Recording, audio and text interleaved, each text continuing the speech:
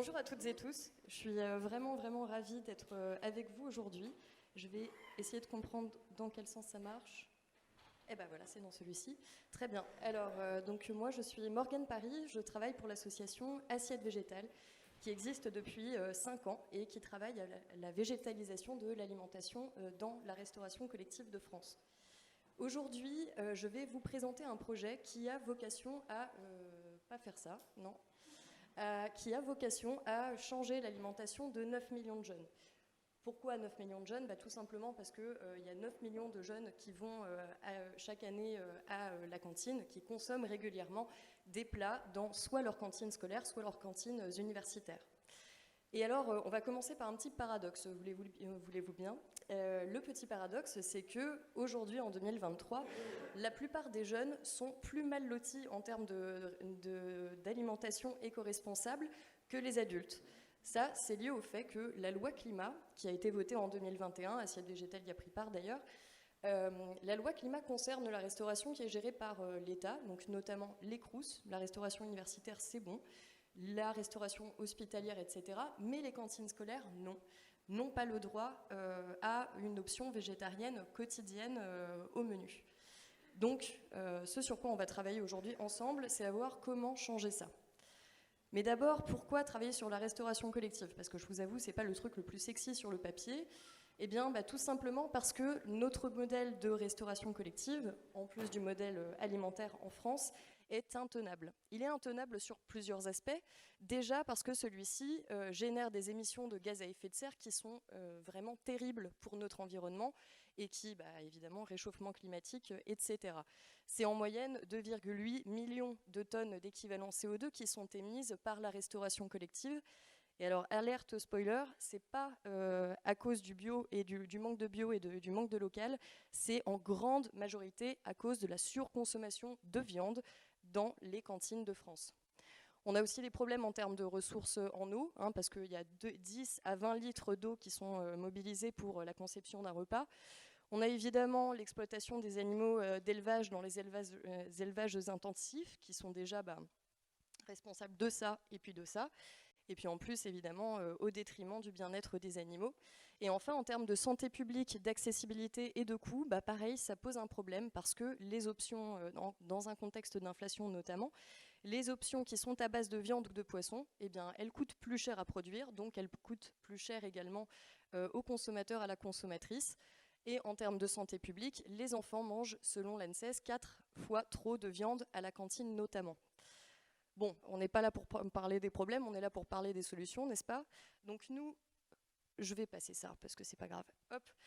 Nous, ce qu'on propose, tout simplement, c'est d'introduire une option végétarienne au menu de toutes les cantines scolaires et universitaires en France. Donc encore une fois, l'impact, c'est 9 millions de jeunes qui pourront manger plus végétal et qui auront toujours le choix de manger non végé s'ils le souhaitent. En termes d'impact, si on mettait en 50% de l'offre dans la restauration scolaire et universitaire en végétarien, là, demain, ou dans un an, voilà, si vous nous aidez, eh bien, ça va générer 65 millions de kilomètres en voiture en termes d'équivalent CO2 en moins. Bon, c'est pas mal. Ça va nous faire économiser 325 millions de mètres cubes d'eau. Bon, pareil, avec les feux de forêt, tout ça, on en a besoin de l'eau. Ça permettra de sauver de l'élevage intensif environ 77 millions d'animaux d'élevage et ça permettra à des gamins, des gamines, des ados, des jeunes de manger plus diversifié, d'avoir des atouts nutritionnels plus intéressants. Tout en étant, ça il faut le rappeler, c'est que le menu végétarien c'est le plus inclusif de tous. C'est-à-dire que quelle que soit la confession des gamins, des gamines, quelle que soit leur philosophie de vie, leur régime alimentaire, lorsque vous avez une option végé, tout simplement, vous pouvez manger.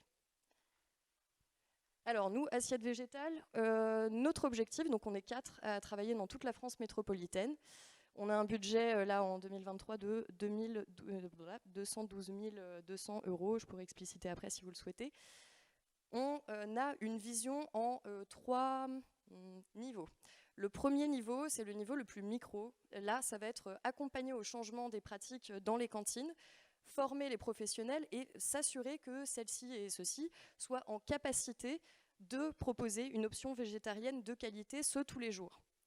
Ensuite, on a un niveau micro-macro qui est au niveau de l'influence qu'on va exercer sur tout un secteur qui est celui de la restauration collective, où là, on va mettre en réseau des acteurs et des actrices qui sont innovants sur la question de l'accès au VG, donc des collectivités territoriales qui bénéficient de notre label, par exemple. Et on a un niveau encore plus macro qui est celui du plaidoyer, où là, on va aller rencontrer des parlementaires, des sénateurs, des sénatrices, et les faire avancer sur du coup, la promotion de lois, notamment à destination des cantines scolaires, qui sont encore une fois les grandes laissées pour compte, sur l'accès aux menus végétariens.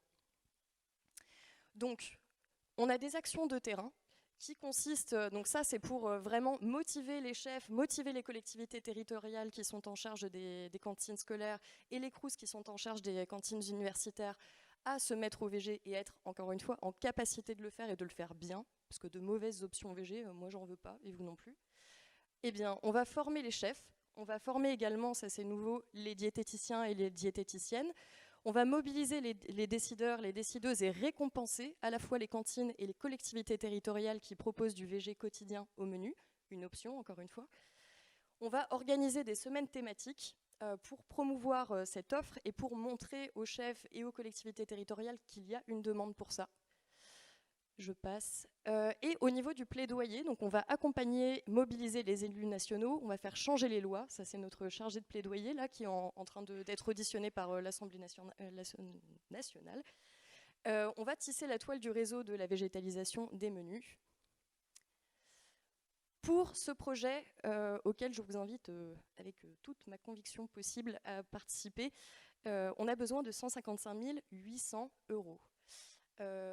Alors ça, c'est déjà pris en charge à la fois par les collectivités territoriales qui nous remboursent les formations culinaires et, la Fondation Le Marchand qui finance les formations à destination des diététiciennes. Donc d'ailleurs, merci encore. Et donc vous, ce à quoi je vous propose de participer, c'est le plaidoyer national et l'accompagnement des collectivités et CROUS. On a 14 000 € pour que notre cofondateur, qui est magnifique ici, puisse accompagner la transition des territoires, des CROUS, vers une option végétarienne quotidienne. Le non moins magnifique Kevin en charge du plaidoyer, il a aussi besoin de manger pour travailler. Et pareil, lui, il peut avoir un rayonnement sur tous les gamins et les gamines de notre charmant pays. Et on aurait besoin de 3 000 € pour faire ce qu'on est en train de faire là tout de suite, mais ce tous les ans. Là, en ce moment, en France, il y a 216 cantines, dont 210 cantines qui sont à destination de la jeunesse, qui sont mobilisées pour proposer du VG tous les jours, que ce soit médiatisé également, et que ça rentre dans les pratiques. Donc, la dernière slide, bien sûr. Si vous voulez me poser des questions sur ce sujet, et sur tous les autres, n'hésitez pas. Et donc, c'est pas parce qu'on a un gros impact qu'on oublie le facteur humain. Lui, c'est le chef moulinier, c'est le meilleur de tous les chefs, et c'est grâce à nous qu'il est passé au VG quotidien. Et nous, ce qu'on veut, c'est des mouliniers, mais partout en France. Merci beaucoup.